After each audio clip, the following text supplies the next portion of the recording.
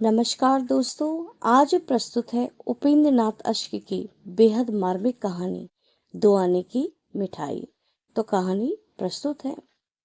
खान बहादुर अभी कमरे में दाखिल हुए तो उनकी आंखें अंगारे उगल रही थी। क्रोध के मारे उनका शरीर कांप रहा था। माथे पर बीसों तेवर पड़े हुए थे। चीख कर उन्होंने पुकारा, अली, ओ अली, अली के बच्चे। अली उनके नौकर का नाम था, जो एक बालक था और वह उनके पुत्र मुन्नू का ही हम उम्र था। अली एक अनाथ बालक था, जो खान बहादुर के घर में बीसों काम किया करता था।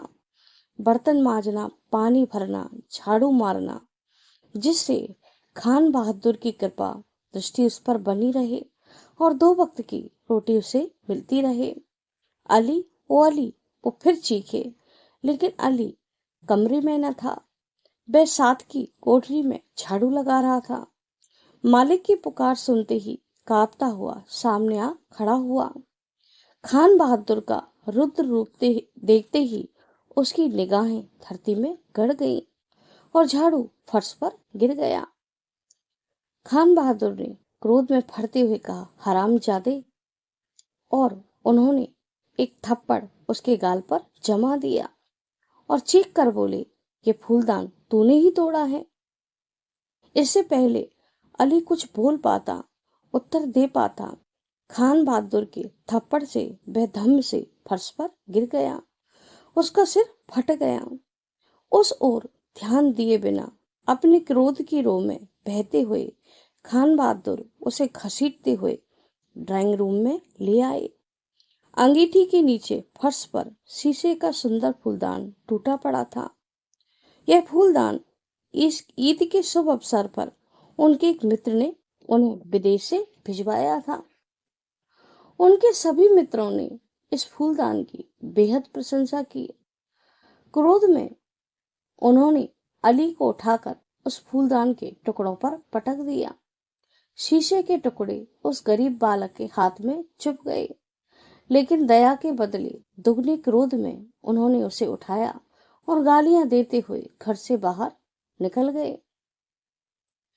इस खूबसूरत फूलदान को पाकर वे बेहद प्रसन्न थे। इसकी सुंदर कला के प्रदर्शन में उन्होंने एक पार्टी भी रखी थी। पार्टी की रात खत्म भी न हुई और फूलदान टूट गया। अभी तो न जाने कितने मित्रों को वो फूलदान दिखाना चाहते थे। जब उन्हें नौकरानी की झूठी चुगली से पता चला कि अली के झाड़ू देते समय शायद फूलदान गिरकर टूट गया होगा, तो वे क्रोध में पागल हो उठे। उन्होंने नौकरानी को बुलाकर टूटे हुए फूलदान को उठाकर वहां से साफ करने का आदेश दिया और वो पैर पटकते हुए ड्राइंग रूम से बाहर निकल गए। उन्होंने देखा कि उनके आंगन में उनका लड़का मुन्नू उसी फूलदान के पेंदे से खेल रहा है। खान बहादुर को देखते ही उनका पुत्र मुन्नू सहसा सहम गया और चुपचाप खड़ा हो गया। उसे कुछ सहमा हुआ देखकर खान बहादुर ने तपाक से पूछा, मुन्नू, क्या फूलदान तुमने तोड़ा है? यह सुनकर मुन्नू का मुंह बिगड़ गया। वह अत्यधिक भयभीत हो गया और एकदम रो पड़ा। फूलदान वास्तव में मुन्नू से ही टूटा था। उसे रोता देखकर खान बहादुर का सारा क्रोध मानो हवा हो गया। अपने बच्चे को गोद में उठाकर उसे पुचकारते हुए बोले, रोते क्यों हो बेटा? हम हामिद चाचा को फिर खत लिखेंगे और खत लिखकर हमारे मुन्नू के लिए ऐसे और फूलदान मंगा लेंगे। उनकी आंखों में अपने पुत्र को रोता हुआ देखकर एक विचित्र सी तरलता तैर रही थी, किंतु दूसरी तरफ उनके घर के बाहर अली धूल में पड़ा रो रहा था। उसके घावों से खून रिस रहा था। उसने अपने नन्हे हाथों से शीशे के छोटे छोटे टुकड़ों को निकालने का प्रयास किया, जो उसके नरम मांस में धंस चुके थे। दर्द के कारण अली करुण विलाप करने लगा। उसके करुण विलाप को सुनकर खान बहादुर ने चीखते हुए नौकरानी से कहा, अली से कहो कि टेटे करके रोना बंद करे।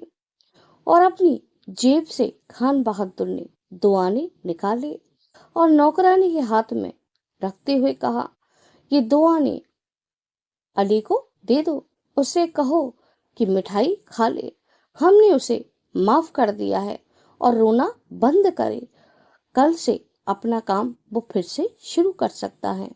थैंक यू दोस्तों। अगर आपको मेरी ये छोटी सी कहानी पसंद आती है तो प्लीज़ मेरे चैनल को लाइक करें और सब्सक्राइब करें।